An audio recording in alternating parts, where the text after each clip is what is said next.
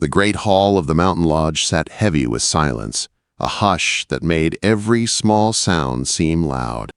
Cotton skirts rustled, boots scraped on weathered boards, and women stood in a long line, each dressed in her best Sunday clothes, and wearing the family jewelry passed down for generations.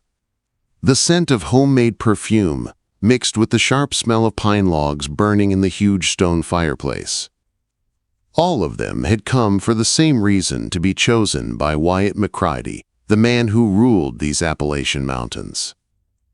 Wyatt was a hard man, feared for how he managed winter, and respected for how he settled disputes between the scattered mountain families. At 32, he owned thousands of acres, the largest lumber business in 3 counties, and the kind of power that made people lower their eyes when he passed. The hall felt full of hope and hunger, every family there thinking this choice could change their fortunes. Emma Harrison stood apart. She was not here by choice. Her father had sold her future to pay gambling debts that threatened to take their homestead. She had come with her face down, a simple cloth tied over her hair, dressed in faded blue cotton, patched in places to look poorer than she was.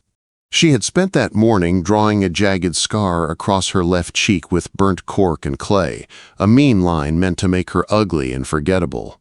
She had practiced making herself small in front of the cracked mirror over the wash basin, learning how to look like someone no one would pick. Her plan was clear. Be so ugly that Wyatt would not even glance her way, then go home and find another way to save her family. She had not counted on the way a single look could change everything. The lodge itself spoke of Wyatt's success. Thick oak beams, stone walls, and glass in every window showed money and pride. Oil lamps hung from wrought iron chandeliers, and the polished floors reflected the flicker of flame. When the heavy doors opened and Wyatt stepped into the hall, the room tightened.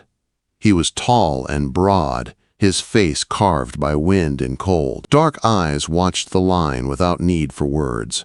Women straightened, curtsied, and whispered. Some giggled, some tried jokes or soft talk about their skills. Wyatt moved slowly down the line, passing faces with the same unreadable look. He seemed bored, like a man doing a duty. Emma pressed herself to the stone wall at the end and prayed he would grow tired before he reached her. Her heart hammered so hard she thought someone might hear. When he was 3 women away, he stopped. He slowed like a hunter who has caught a scent only he can read. Emma felt the air go sharp. She lowered her head more and made herself even smaller. The scar on her cheek felt hot in her hand, the fake black line burning like a brand. She watched his boots move closer and felt his gaze like a hand on her spine. He stopped right in front of her. For a long minute the hall seemed to hold its breath. The others began to whisper and rustle, their calm cracking into sharp questions. Why is he looking at her? They hissed. What could he see in someone so plain? They asked one another. Emma could not move. Her nails dug into her palms until they hurt. She had done everything to hide the beauty she had been born with. Now that hiding had failed in the most terrible way, Wyatt reached out and lifted her chin with a large, rough hand. His touch surprised her with its gentleness. He looked at her face as if reading a book, and his eyes pushed right through the false scar to something underneath. For a single stretched second, it felt like the world had stopped and there was only the 2 of them. Then he said, "I choose this one." The words fell like a hammer. Silence folded over the hall so complete that the crackle of the fire seemed too loud. People stared as if they had been struck. Emma felt her legs go weak and had to brace against the wall. The plan she had built for weeks, the ugly face, the patches, the promise to herself to run away if he chose anyone, all of it broke like thin glass.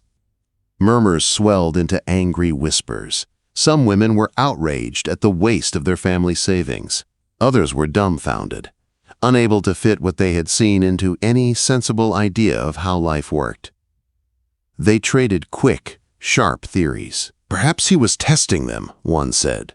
Maybe he cared for different things. Another guessed. The lodge counselor, an old man named Thomas Whitman, cleared his throat and made the choice official. The choice has been made by Wyatt McCready, master of these lands and heir to the McCready legacy. The engagement ceremony will take place in 25 days. Hearing the days named like a sentence crushed Emma in a new way. 25 days to become the wife of a man she had never spoken to, a man whose name had been used to scare children and settle debts. She tried to move with the leaving crowd, to slip away while people still clustered and murmured, but guards moved like a living fence around her. They were not cruel, simply firm, and it was clear she was not going anywhere. Wyatt came back to her when the hall had mostly emptied. There was less formality in the air now, and more of a quiet curiosity. He asked her name and spoke it slowly, like testing a new word on his tongue. Emma could not look up at him. When she whispered her name, he said it out loud, and the sound of it in his mouth made her feel smaller and more exposed at once. "You do not need to pretend with me," he said with a tired voice. "I have had enough of pretense and false praise. You were the only one trying to disappear." Those words held something like mercy and something like challenge. Emma wanted to run, to tear the makeup from her skin and flee into the dark woods. But the guards were there, and small doors closed behind her. The lodge corridors stretched on, and the rooms she was led to were more like a palace than the small house she had grown up in. The bed looked as big as their kitchen. Windows sat too high to give any chance of escape. That night she lay awake, among strange, loud silks and carved wood, thinking of the 25 days that now waited like a long road. Outside, the wind moved over the pines, and the fireplace threw warm light that could not reach the cold knot in her chest. She had escaped nothing yet, but the man who had chosen her held something in his eyes that made the fear inside her change into a new kind of fear. She could not tell if that fear would keep her safe or break her. The first light of morning painted soft colors across the floor of Emma's new quarters. She had barely slept. Every time she closed her eyes, she saw Wyatt's dark gaze fixed on her, and the guards blocking every path that could lead her out of the lodge. The room was beautiful, but it felt like a cage made of gold and silence. Beth entered quietly with a tray of warm breakfast.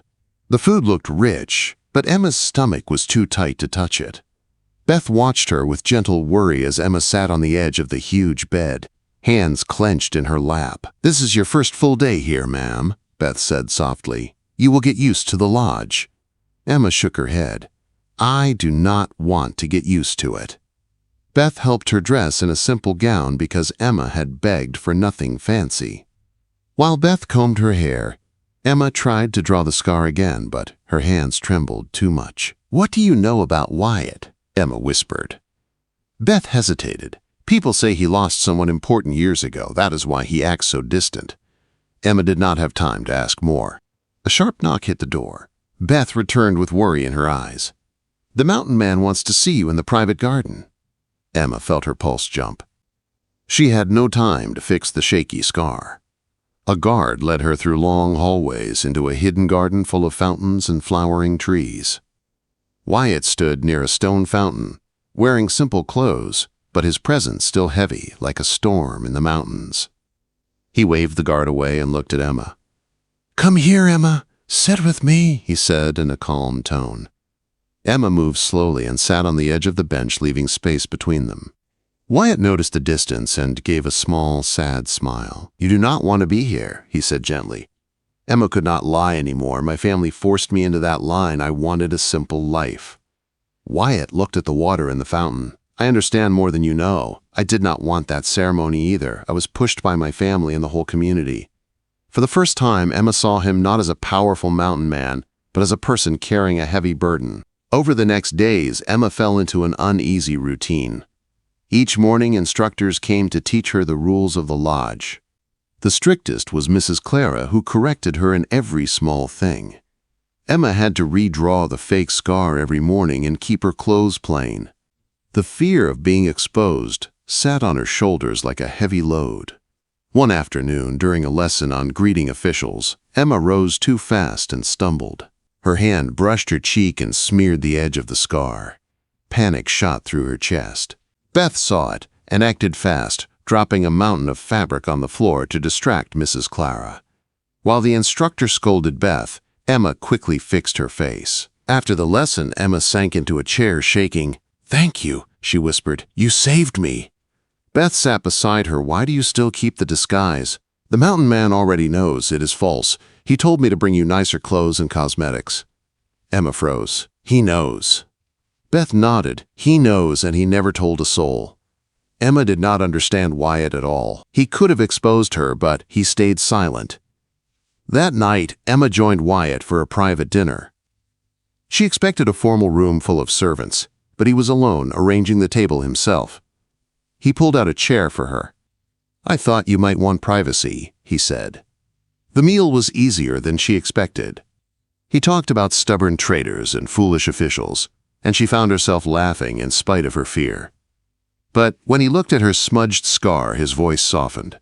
"Emma, do you trust me?" The question sat between them like a stone she could not lift. She had no answer. A week later, trouble struck again.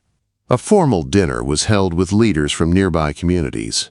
Emma had no choice but to attend.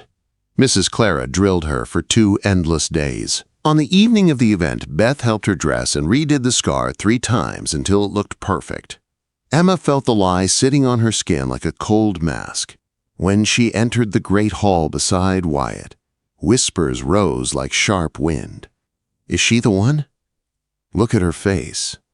He could have chosen anyone. Each whisper cut deeper. Wyatt kept his hand on her back, a steady sign of support. Then, Ambassador Helen, a woman with a sharp tongue and a sweeter smile than poison, leaned forward. "My dear, tell us how a young woman like you won the heart of our mountain man." The hall went silent. Emma felt heat rush to her face. She could not speak. Wyatt did. "I chose Emma because she has qualities more valuable than beauty, integrity, and courage, something certain people in this hall still need to learn." The room froze. Helen dropped her eyes to her plate. Later, Emma escaped outside to breathe. The night air cooled her skin, and for a moment she felt free. She did not hear Wyatt behind her until he spoke softly. "Helen has always been cruel. I should have warned you." Emma gave a small, tired laugh. Wyatt watched her in the moonlight. The wind shifted her hair, and the false scar cast a faint shadow across her cheek. Then he said something that made her breath hitch. "What if you did not have to hide anymore?" Emma stared at him, her heart pulling in 2 directions at once, fear on one side and a strange, dangerous hope on the other. And she knew everything was about to change. The days after the dinner moved like slow storm clouds. Emma still kept the scar on her cheek every morning, but her hands shook more each time she drew it. She felt the disguise slipping not just from her face, but from her heart. Wyatt had grown more open with her. He asked about her childhood. He shared stories from the mountains. He listened to her in a way no one ever had. And she found herself listening back. One warm afternoon, he took her to the stables behind the lodge. Horses moved in the stalls, and the smell of hay filled the air. "Do you ride?" he asked. She shook her head. "I have never been close to a horse." "Then today you learn," he said, with a spark in his eyes. He brought out a gentle brown mare named Bella. Emma reached out slowly, and the horse lowered her head in trust. Wyatt stood close, guiding Emma's hands, teaching her how to hold the reins, how to sit, how to breathe. For a moment, Emma forgot the scar, the lessons, the fear. She felt free with the wind on her face and Wyatt's steady voice beside her. But not everyone was pleased. From a distance, Aunt Martha watched them with a tight, sharp look. She had never liked Emma, and the more she saw the two grow closer, the more she planned ways to break the match. 3 days later, a merchant from Emma's village arrived at the lodge. Martha stopped him before he could reach Wyatt. She asked questions, twisted the answers, and paid him to repeat a story that made Emma look unworthy. She added lies that would spread fast once spoken aloud. The next afternoon, Martha brought up the rumor in front of important guests. She spoke in a sweet tone, but her words were poison. "I heard Emma worked at a place not suitable for a future bride. Perhaps we should consider this." Whispers rose like fire across dry grass. Emma felt her blood turn cold. She had worked in a tavern serving meals during the day, but not the way Martha hinted. Her heart pounded and panic clawed at her throat. Wyatt tensed beside her. His face became unreadable. "A witness saw her," the merchant said from the back of the room. "He claimed she served men until late hours." Emma felt the room tilt. Tears blurred her vision and the scar on her cheek began to smear. Martha pointed it out with false concern. "Emma, your scar is coming off." The hall erupted in gasps. Emma turned and ran. She locked herself in her quarters and sat on the floor with her back against the door. Beth begged her to open it. Counselors knocked. Mrs. Clara demanded she face the matter. Emma could not move. She felt broken, exposed, alone. If the marriage was canceled, her family would suffer. If the marriage stayed, she would be trapped. She cried until her eyes ached. Hours passed before she heard a different knock, a firm, steady one. Emma Wyatt's voice came through the wood. "I need to speak with you." She stayed silent. "I know you hear me," he said. "I spoke with the merchant. I know what Martha did. I know her version. Now I want yours." Emma's breath caught. She opened the door slowly. Wyatt stood there alone, his clothes wrinkled, his eyes tired. When he looked at her smeared face, he showed no anger, only sadness. "May I come in?" he asked. She stepped aside. They stood in the quiet room for a long moment until Emma spoke with a shaking voice. "I worked in a tavern, but only during the day. I never did what Martha suggested, I swear it." Wyatt nodded. "I know, I had it checked. The merchant was paid to lie." Emma let out a weak breath, but Wyatt's next words cut deeper than any lie. "What hurts me is not the disguise or the job. It is that you still do not trust me." Emma lowered her eyes. He was right. She had feared him from the start, feared what he could do, feared being trapped again. But she had also feared how much her heart had begun to care. Wyatt stepped closer, not touching her, but close enough for her to feel his warmth. "You are genuine in ways no one here is. You question things, you feel deeply. You do not want anything from me except truth. That is why I chose you." Then his voice softened in a way she had never heard. "If you want to leave, I will not hold you. I will not force you to stay. I cannot build a life with someone who does not choose me too." Emma's breath shook. She had to decide stay and build something real or run back to the small life she once knew. Before she could speak, a guard rushed in. "Sir, you must come at once. Her family is here. They are making demands." Emma's heart fell. Her father stood in the main hall with her brothers looking angry and out of place. When Emma entered, her father opened his arms, pretending warmth. "My daughter, come with us. There are ugly rumors here. You belong home." Emma did not move. She stayed beside Wyatt. Her father paled. Wyatt stepped forward. "The choice is hers, not yours, not mine, hers alone." Emma's father glared. "She is my daughter. We had an agreement." Emma found her strength. "I am not going with you. You sold me for your debts. You never cared what I wanted, not once." Her father's face twisted, but he had no answer. Wyatt nodded to the guards, and they escorted Emma's family out. Emma felt her knees weaken.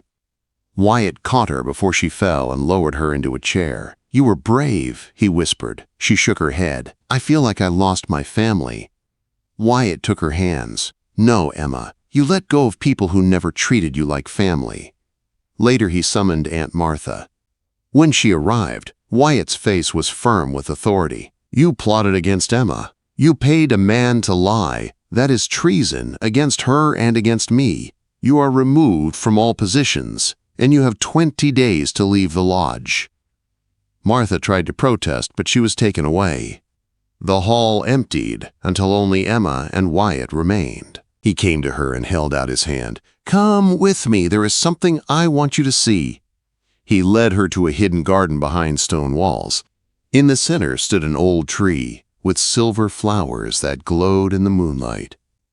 "This was my refuge as a child," Wyatt said softly. "The only place where I could be myself."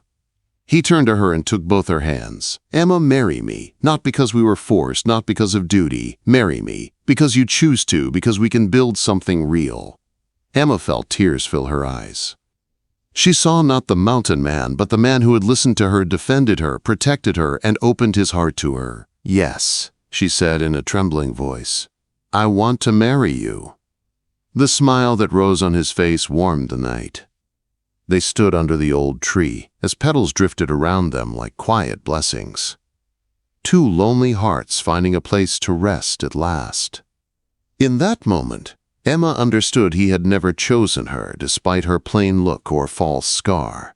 He had chosen her because she was real in a world full of masks. Together they would face the challenges ahead, the judgment of others, the weight of their pasts, and the hard work of building a life. But they would face them side by choice, not by force.